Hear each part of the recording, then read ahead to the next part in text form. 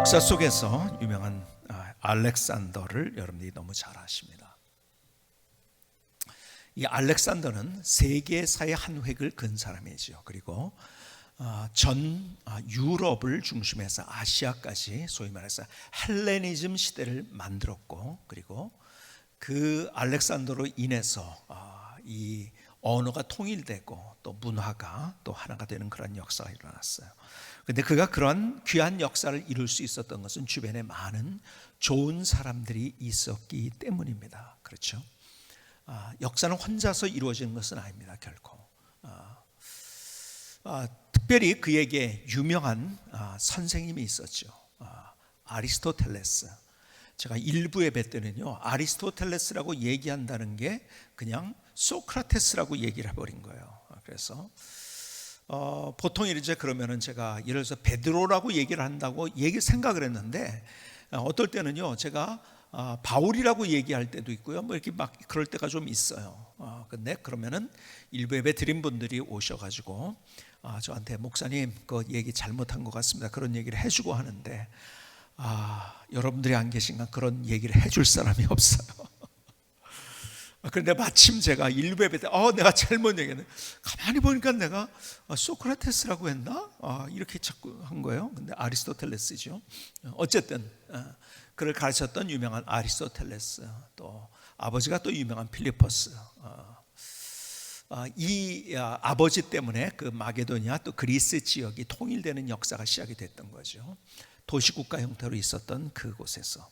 어쨌든 그 주변에는요 또 그림을 잘 그리는 사람도 있어서, 아펠레스라는 사람은요 아주 그림을 얼마나 잘 그린지, 너무 사실적인 그림을 잘 그려서 고대 화가 가운데 가장 유명한 사람, 말을 그리면 진짜 말인지 알고 같이 말이 사람들이 그 말 타려고 할 정도로 그렇게 아주 대단한 그런 그림을 그렸던 사람들. 조각가 중에서는 리시포스라는 사람이 있어요. 리시포스라는 사람은 조각을 잘 했는데요, 이 사람이 하나의 조각을 그렸는데 그 조각의 제목이 뭐였냐면 기회라는 이름의 조각이었었어요.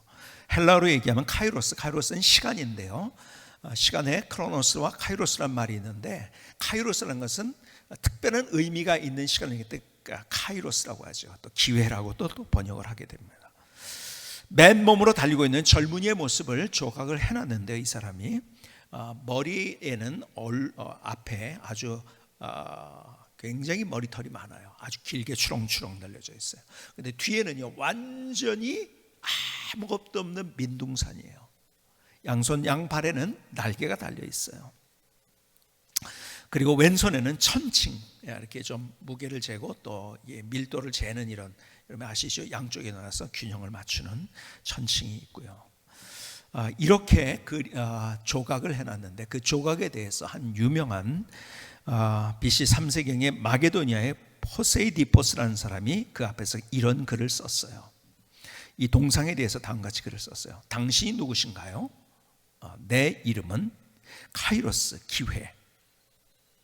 당신의 왜 발에 날개가 있나요? 나는 빠르게 지나가기 때문에. 기회가 빨리 지나가잖아요, 그렇죠? 바람처럼 빠르게 지나가기 때문에. 왜 당신의 앞머리에는 치렁치렁 머리털이 많은가요? 올 때 잘 잡을 수 있게 하기 위해서. 뒤에는 왜 민둥산인가요? 머리털이 하나도 없나요? 지나가면 잡을 수 없기 때문에. 나는 지나가면은 아무리 애를 써도 다시 잡을 수가 없다. 그래서 여기에서 그려진 것은 기회는 옵니다. 그러나 기회는 한번 지나가면 없어진다. 그건 세상 사람들이 하고 있는 이야기예요. 여러분, 세상에서는 기회는 오는데 기회는 지나가면은 다시는 안 온다는 거죠.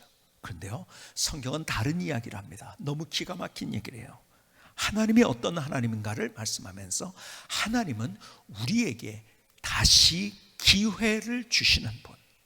여러분, 하나님이 누구신지 아세요? 하나님은 다시 우리에게 기회를 주시는 분이에요.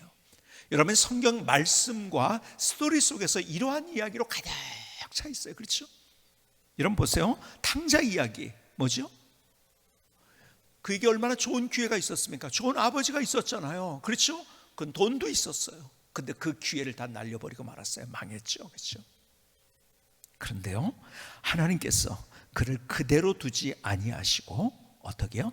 다시 기회를 줬어요. 그리고 아버지의 교회에서 다시 더 드라마틱한 인생을 살아갈 수 있도록 만들어주셨어요. 여러분, 삼손의 이야기가 그거 아닙니까? 하나님이 그에게 기회를 주셨어요. 근데 기회를 자기만을 위해서 사용했잖아요. 그렇죠? 그래서 기회를 잃어버렸어요. 그러나 하나님은 잃어버린 상태로 두지 아니하시고, 그가 붙잡혔고 감옥에 갇혔고 머리털을 다 잘렸지만, 그러나 다시 하나님이 그에게 기회를 주셨어요. 그래서 블레셋을 무찌르게 하는 놀라운 역사를 다시 그의 인생에 만들어 주셨잖아요. 그렇죠? 여러분이 잘 아는 다윗 마찬가지죠. 그는 실패했었어요. 넘어졌어요. 그렇죠? 그러나 하나님이 회개했던 그에게 다시 기회를 주셨어요. 베드로 이야기 너무 잘 아시잖아요. 십자가 앞에서 그는 도망갔잖아요. 그렇죠?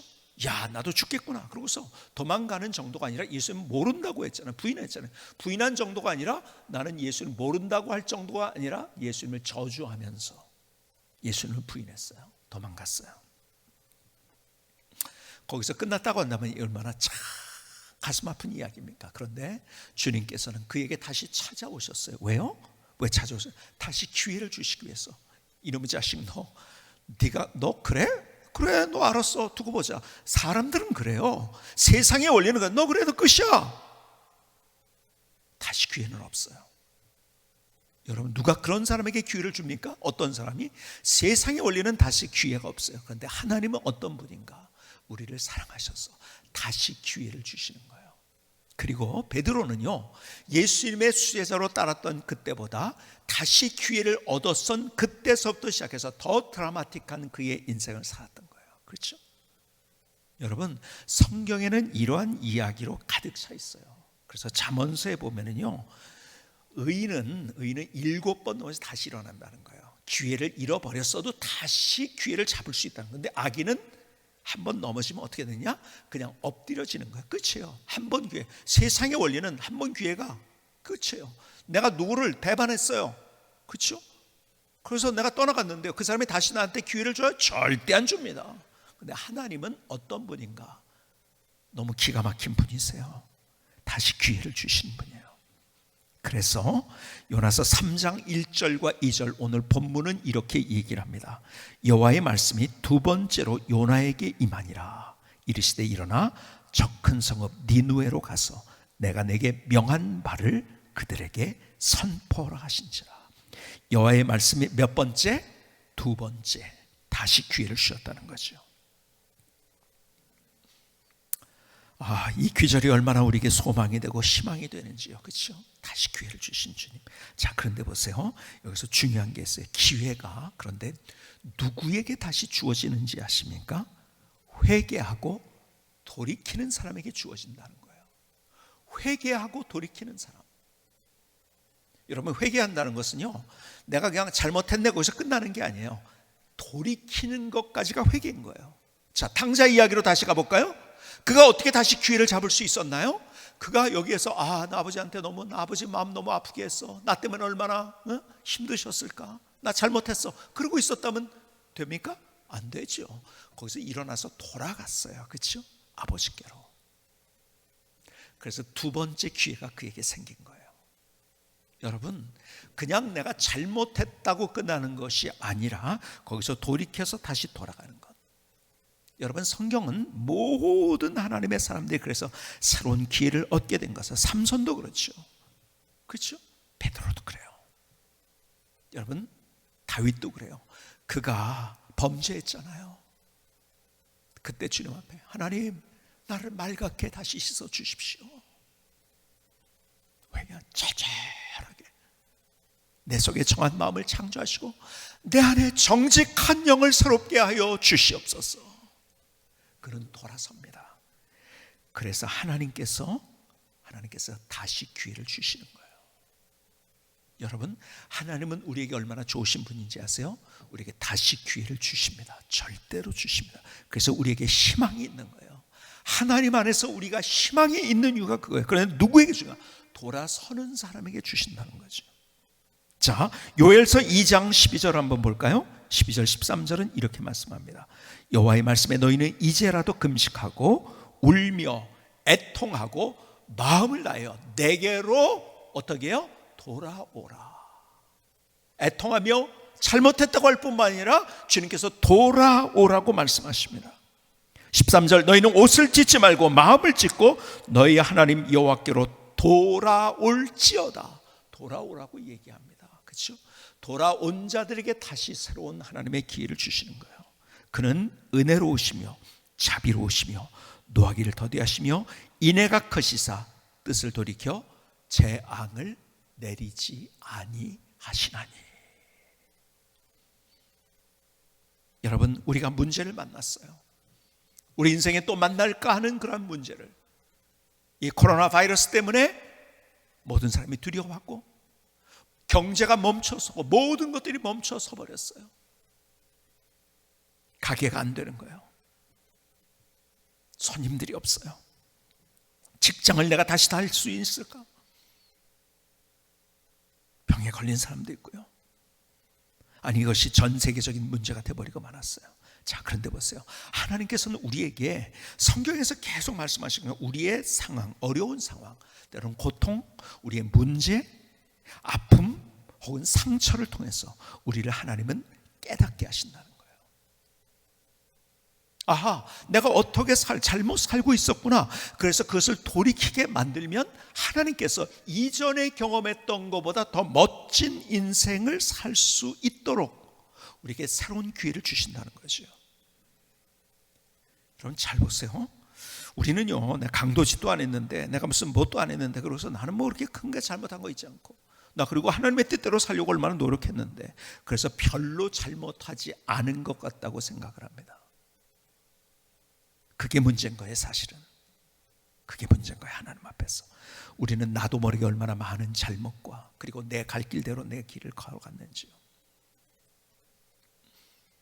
오늘 김승기 선교사님이 안경을 썼는데요, 이 색깔이 있는 안경을 썼어요. 그렇죠? 그래서 여러분이 보면서 화면을 보시면서도 아유, 뭐 이렇게 교회 안에서 찬양을 하면서 무슨 뭐 선글라스 같이 그렇게, 그건 이상한데 그랬을지 모르겠는데, 제가 우리 선교사님의 오해를 제가 풀어드리도록 하겠습니다. 지난주에 눈 수술을 했어요.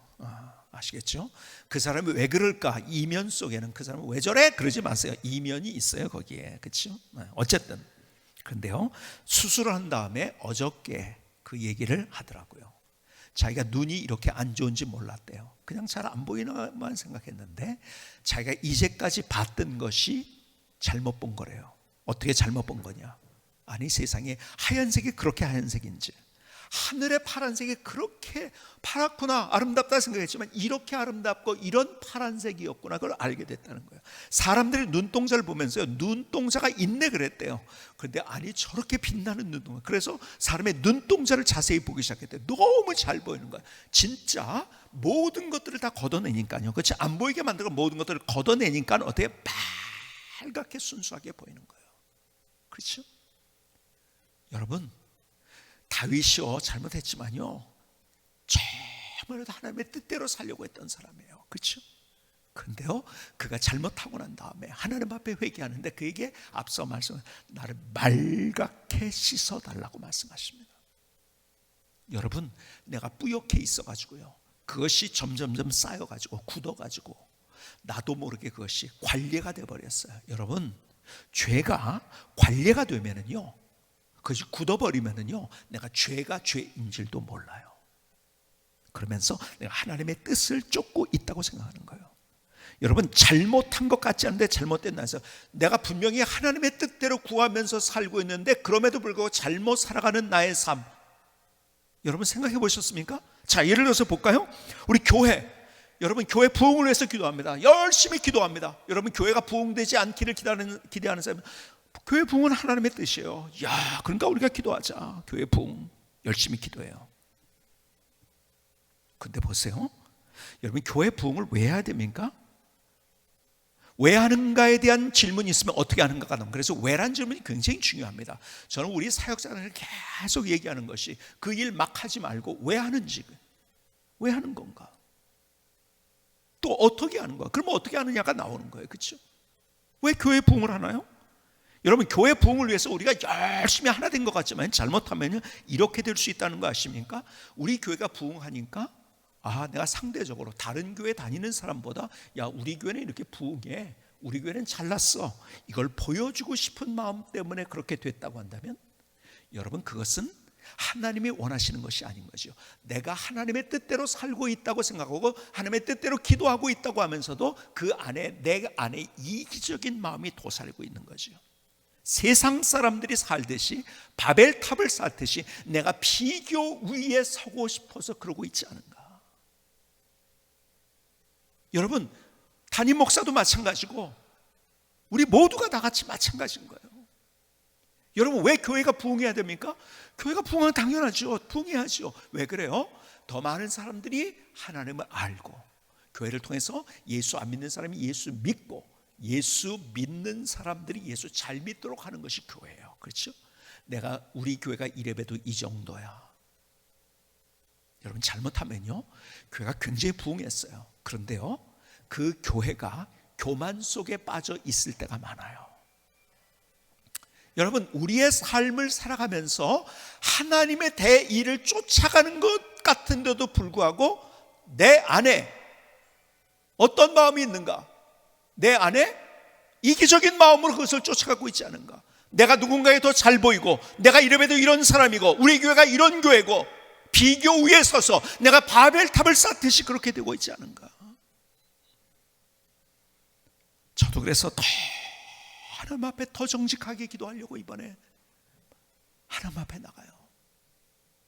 여러분, 교회가 부흥했어요. 담임 목사 입장에서 이런 함정에 빠질 수 있다는 거 아십니까?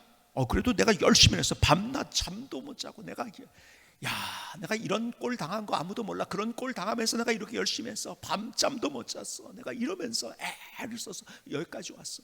그러니까 어떤 생각을 하죠? 그래서 어떤 교회가 부흥했지만은 그래서 이것은 내가 만든 거야.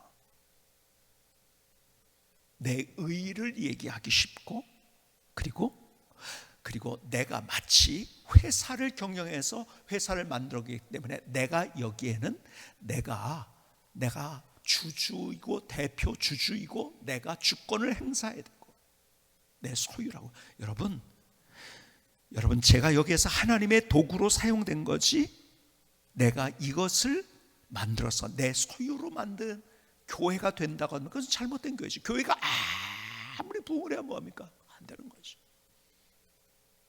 여러분, 성도님들 입장에서도 마찬가지예요. 열심히 정말 교회를 위해서 헌신한 얼마나 많은 것도 있어요. 너무 열심히 헌신하고 막 이랬기 때문에 그래서 내가 이렇게 그래서 내 입김이 더 세야 돼. 이것은 내 소유야. 우리의 소유야. 여러분, 교회는요 여러분 성도님들의 소유도 아니고 담임 목사의 소유도 아니에요. 이것은 하나님의 것이에요. 하나님의 것. 그런데 거기에 내 이기적인 마음이 녹아지지 않았는가? 여러분, 우리가 대의를 얘기하는 것 같지만 그러나 내 속에 이기심이 그 안에 작동되고 있지 않은가? 주님께서 철저하게 회개하라. 여러분, 교회가 부흥할수록 그러면은 문제가 되는 거예요. 그렇죠? 교회가 부흥될수록 문제. 여러분, 하나님이 우리를, 저는 그렇게 생각해요. 돈 잘 많이 벌기를 원하신다고 생각을 해요. 하나님이 우리를 가난뱅이로 살게 되도록 그렇게 만드실까요? 아니, 가끔 그런 거 만에 하나 10만에 하나 하나님께서 이런 경우도 있어요.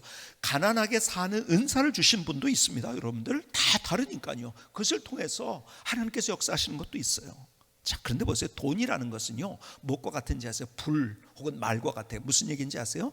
이것은 선이 아니고 악이 아니고 이것은요 선이다 악이다 이렇게 얘기하면 안 되는 거예요. 여러분, 불이요 잘못 사용하면 화마가 되는 악이 돼버립니다.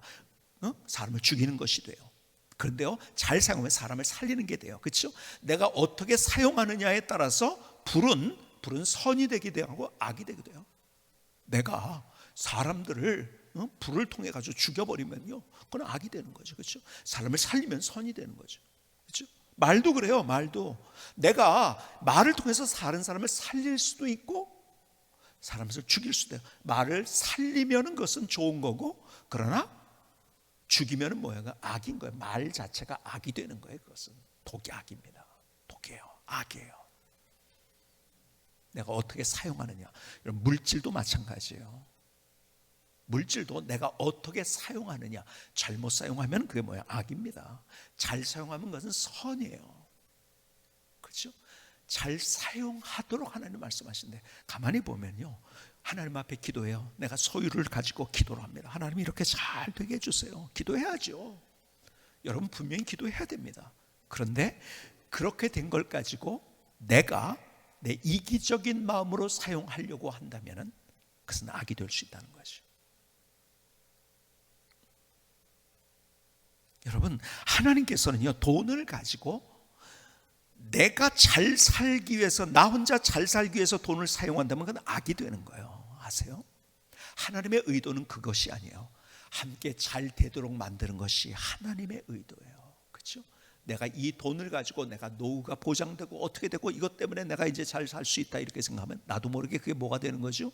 그게 우상이 되어버리는 거예요. 그래서 여러분들이 전에 같이 나눴던 것처럼 야곱이 선택받은 백성이에요. 그 많은 가정 중에서 특별히 선택한 가정이잖아요. 그렇죠?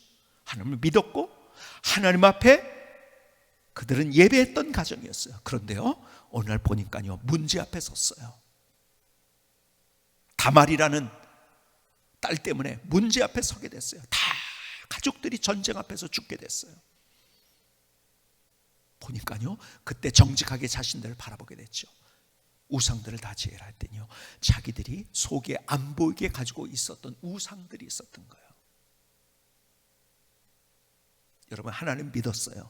예배도 드렸어요. 하나님의 선택받은 가정이었어요.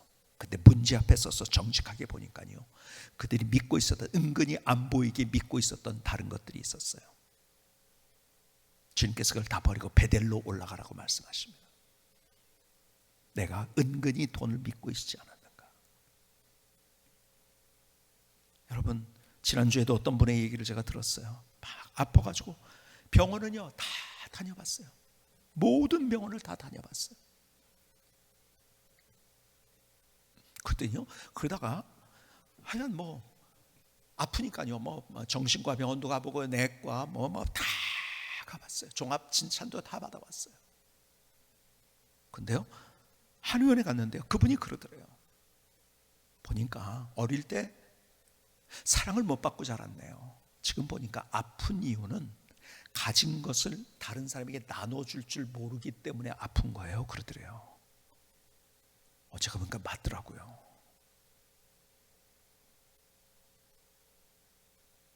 여러분, 돈이 나를 지켜주는 게 아니에요. 나를 아프게 하고 더 힘들게 해요. 그걸 쥐고 있는 이상. 하나님께서는요, 내가 돈을 많이 갖는 것에 관심을 갖는 것이 아니라 내가 부를 가지고 있는 것에 관심을 가지고 있는 것이 아니라 부를 어떻게 사용하느냐에 하나님은 관심을 가지고 있어요. 내가 돈을 어떻게 가지고 있느냐에 관심이 있는 것이 아니라 주님은 내가 어떻게 사용하느냐에.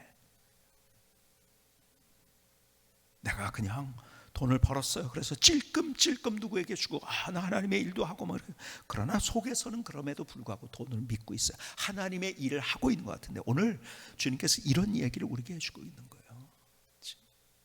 내가 미워하는 마음, 서로 그냥 나한테 잘못하면 미워하는 거 당연하다고 생각해요.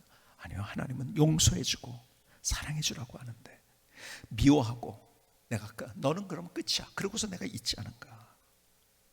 하나님의 마음은 그거 아니라는 거지. 정말 내가 예배를 제대로 드리고 있는가. 그냥 형식적으로 예배 드리는 것이 아니라, 이럴 때 우리가 가정에서 예배 드리고 있지만은요, 가정에서 드릴 때 내가 예배를 제대로 드릴 수 있는 바로메터가 된다고 생각이 되어져요. 정말 온 마음을 다해서 주님 앞에 내가 예배를 드리고 있는가.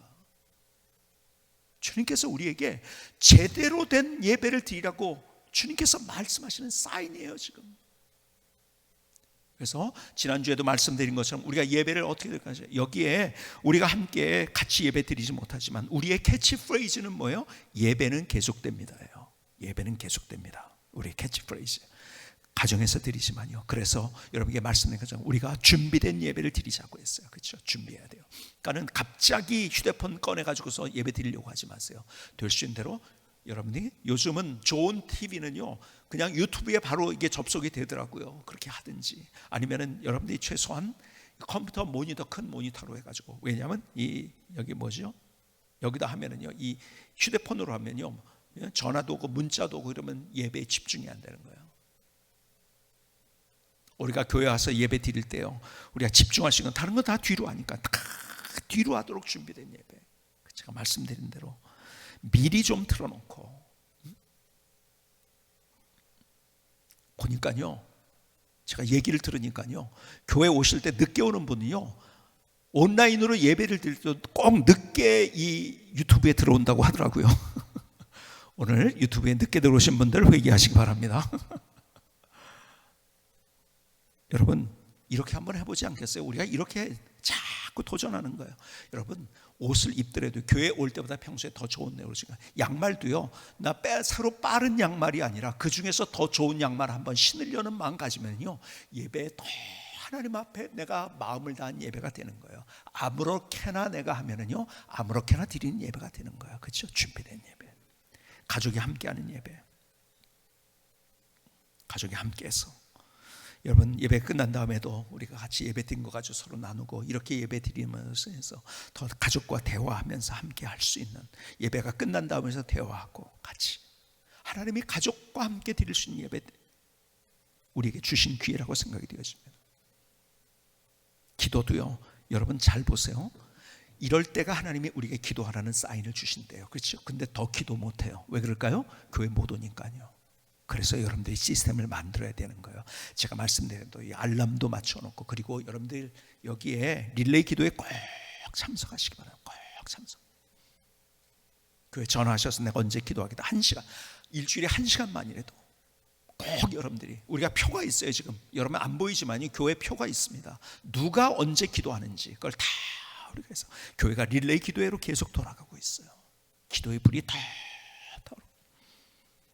여러분 우리 교회가 광고 드린 대로 우리가 방송을 특별 방송을 하지만요 특별 방송하는 이유 가운데는 두 가지 중요한 게 있어요. 첫 번째는 기도하기 위해서 하는 거예요. 그래서 모든 프로그램이 마치면서 우리가 이렇게 기도합시다 하고서 찬양을 틀어줍니다. 그러면 여러분이 일하시면서도 기도하는 거예요. 그때 그러니까 여러분의 방송을 꼭 틀어놓으시기 바랍니다. 이번에 방송이 아주 너무 좋아가지고 국민일보에서도 취재해서 기사가 아주 너무 잘 나갔더라고요. 아주 우리 교회가 앞서서 이런 것들을 할 수 있어 얼마나 참 감사한지. 그런데 여러분이 그걸 들으셔야 돼요. 첫 번째는 기도하기 위해서 만든 방송이에요.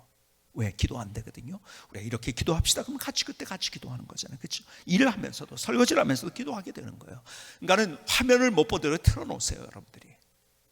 그리고 이 방송을 통해서 두 번째는 우리가 소통하는, 그렇죠? 그래서 이번에 여러분이 보신 것처럼 우리가 찬양도 이제 소개도 하고, 아니면은 또 이제 우리 사역자들 새로 왔는데 누군지 모르잖아요. 그런데 방송을 통해서 이렇게 대담을 통해서 사역자, 어떤 사역자인지 여러분이 알 수 있게 되고 참 얼마나 감사한. 꼭 여러분이 틀어놓으시기 바랍니다. 함께 하시죠. 한 가지 더 말씀드리자면, 이럴 때 여러분들이 카톡을 여러분 대부분 아닌가 카카오톡 안에 들어가면은요 거기 검색하는 것이에요. 성광침례교회를 검색하면 성광침례교회 플러스 친구라고 맨 밑에 나옵니다. 거기에 들어가서 그걸 누르고 그 다음에 친구 설정을 꼭 해주시기 바랍니다. 지금 제가 알기로는 200명 이상 거기 친구 설정이 됐어요. 친구 설정된 사람들은 거기에 언제든지 들어가면 여러분들이 모바일 주보도 있고요, 그 다음에 교회 소식이 계속 실시간으로 올라옵니다. 여러분이 인터넷에 들어가서 우리 교회 웹사이트 들어가려면은 이게 뭐 좀 이렇게 복잡하지만은 이거는 계속해서 여러분이 받아볼 수도 있고 찾아보기도 쉽게 된 거예요. 그래서 여러분이 카카오톡에 들어가서 플러스 친구, 성광침례교회를 검색하면 플러스 친구에 성광침례교회가 나옵니다. 거기에 들어가셔서 친구로 여러분들이 등록을 해 주시기 바랍니다. 꼭. 그러면 실시간 방송이 나갑니다. 어쨌든 간에 우리가 정말 이런 기회에 내가 진짜 제대로 예배 드리고 있는가, 기도하고 있는가, 다시 우리가 돌이키는 거예요. 돌아서는 거예요. 이번에 기도회를 하면서 저도 2시간을 작정하고, 물론 개인적인 기도 시간도 있고 하지만은 제가 우리 본당에서 제가 2시간 기도하는 시간을 가져요. 기도하면서 찬양도 드리고 기도도 하고 2시간을 제가 교회를 지켜야겠다는 그런 마음을 가지고, 근데 계속 제 안에 저에게 그 찬양을 부르게 만드시도록 하나님께서, 그 찬양이 뭐냐면 계속 이 찬양을 많이 불렀어요. 주 달려 죽은 십자가, 우리가 생각할 때 세상에 속한 욕심을 헛된 줄 알고 버리네. 주 달려 죽은 십자가, 우리가 생각할 때 세상에 속한 욕심을 헛된 줄 알고 버리네.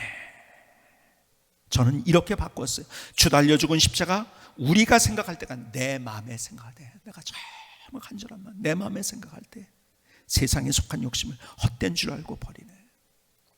주 달려 죽은 십자가, 내 맘에 생각할 때에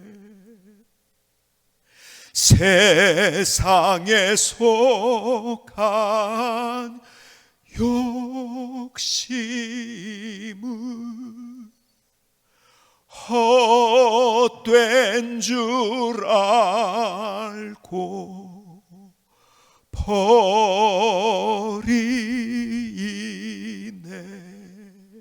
십자가 앞에서 이 찬양을 드리는데 얼마나 눈물이 나요. 주 달려 죽은 십자가, 내 마음에 생각할 때 세상에 속한 욕심을 헛된 줄 알고 버리네. 세상에 속한 욕심, 세상 사람들이 가지고 온 원리 속에서 나도 모르게 세뇌되어서 그걸 붙잡고 있는 거예요. 세상 속에 가지고 있던 욕심이 뭔지 아세요? 내 논리, 내 생각, 내 가치, 나 중심적인 것, 내가 그동안 경험한 것. 여러분, 요나가 첫 번째 기회를 왜 사용하지 못했을까요? 자기 욕심이 있었던 거예요. 자기 욕심은 내 논리, 내 생각, 내 가치, 나 중심적인 것. 세상에 있는, 세상 사람들 눈으로 볼 때는 이건 말도 안 되는 이야기를 주님이 하시는 거예요. 그 세상에 속한 욕심을 헛된 줄 알고 버리게 해주십시오.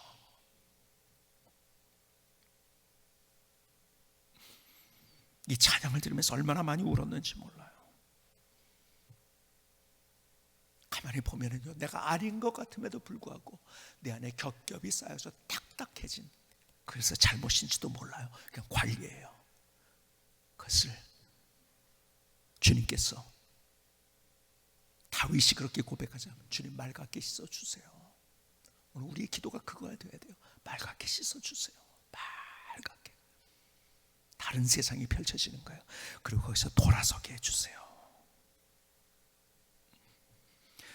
우리의 위기를 기회로 만드는 자가 될 것인가, 아니면 포기하고 주저앉는 자가 될 것인가? 우리는 무엇을 선택하겠습니까? 세상 사람들은요, 위기가 포기하는 시간이에요. 그래서 누구 때문에 안 됐다고 정죄하고 분노하고 문제를 만났을 때 그럽니다. 남을 탓하고. 아니에요. 하나님께서는 그것이 기회로 만들기 원하세요. 그래서 기가 막힌 하나님의 드라마를 우리의 인생에 보여주시기를 원하시는 거예요. 요나서 3장 1절과 2절을 다시 보실까요? 여호와의 말씀이 두 번째로 요나에게 임하니라. 두 번째로 요나에게 이르시되 일어나 저 큰 성읍 니느웨로 가서 내가 내게 명한 바를 그들에게 선포하라 하신지라. 두 번째 기회를 주셨어요. 근데 두 번째 기회를 어떻게 그가 잡을 수 있었을까요? 그가 스월에 간 것 같은, 끝났어요. 숨도 못 쉬는 상황, 숨도 못 쉬는 상황 속에서 그가 어쩔 줄 몰라 하면서 하나님 앞에 회개하고 그가 돌이킨 거예요. 그리고 기가 막힌 인생의 새로운 이막 역전의 드라마가 만들어졌어요. 주님께서 그래서 요나에 대해서, 요나가 두 번째 기회 속에서 그냥 내가 그냥 이런 문제가 끝이고 나서 포기하고서 그냥 인생을 살았다면 그냥 잊혀진 그러한 사람이 되고 말았을 거예요. 그런데 그 기회를 잡은 거예요. 그래서 주님께서 누가복음 11장에서 이렇게 말씀하시죠. 무리가 모였을 때, 11장 29절, 무리가 모였을 때 예수께서 말씀하실 때, 이 세대는 악한 세대라 표적을 구하되 구경할 것을 구하고 있다. 내가 요나의 표적밖에는 보일 표적이 없다. 요나가 그래서 예수님의 죽으심과 부활을 지난주에 말씀된 것처럼 보여주었고 예표해 주었고, 그래서 주님이 내가 그 요나의 표적밖에는 내가 보여줄 것이 없다. 얼마나 기가 막힌 요나의 스토리가 만들어졌나요? 자, 우리가 문제 앞에 있어요. 다 힘들어요. 저도 인간적으로 너무 힘든 상황 속에 있어요.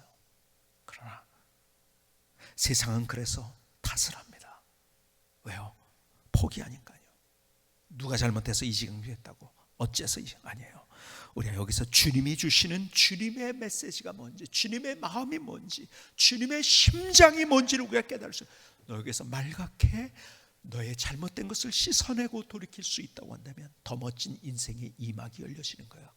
막혀진 것 끝이라고 생각하는 그때 하나님은 거기서부터 새로운 인생의 이막을 시작시켜 주십니다. 오늘 주님께서 내게 주시는 그 말씀이 무엇인가 다 다를 거예요. 그 음성을 들을 수 있기를 주님의 이름으로 축복합니다. 김승계 선교사님의 찬양을 같이 들으시겠습니다.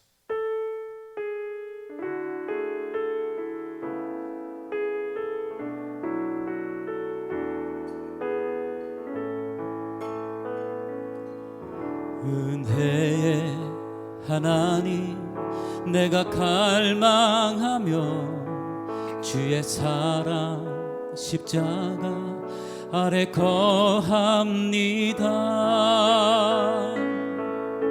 세상 속에서, 폭풍 속에서, 거친 비바람 두려움 속에서 또다시 구원의 기쁨으로 나를 회복시켜 주소서. 내 생각 내 논리로, 세상의 욕심으로 살던 인생에서 돌이켜 다시 일어섭니다. 요나처럼 삶을 돌이켜 주님 앞에 섭니다. 허락하신 기회를 붙잡겠습니다. 은혜의 하나님, 내가 갈망하며 주의 은혜 십자가 아래 거합니다. 세상 속에서, 폭풍 속에서, 거친 비바람 두려움 속에서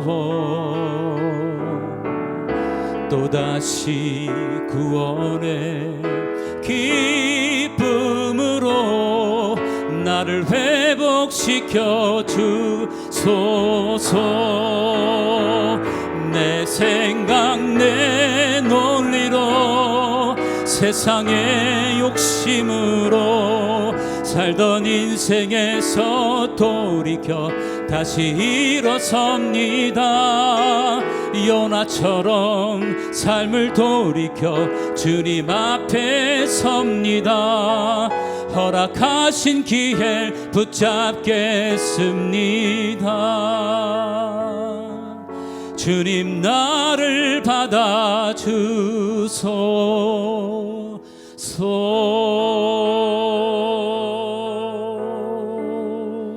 아멘. 하나님, 나의 고백입니다. 나의 노래입니다. 나를 받아주시, 하나님 나를 받아주시옵소서.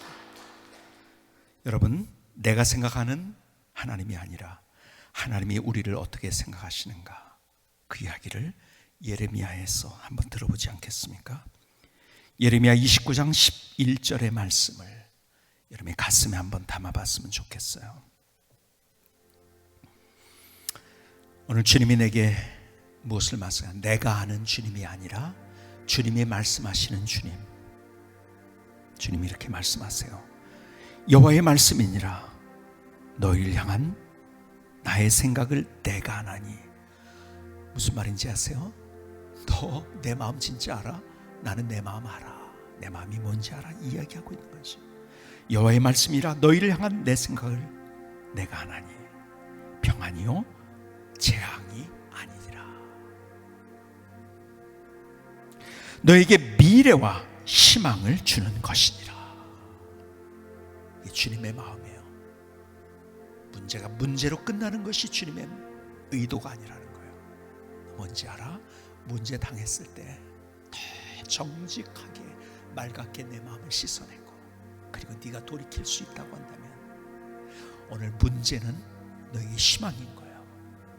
내가 너에게 주고 싶은 것이 뭔지 알아? 평안이야, 재앙이 아니야. 너에게 미래와 희망을 주고 싶어.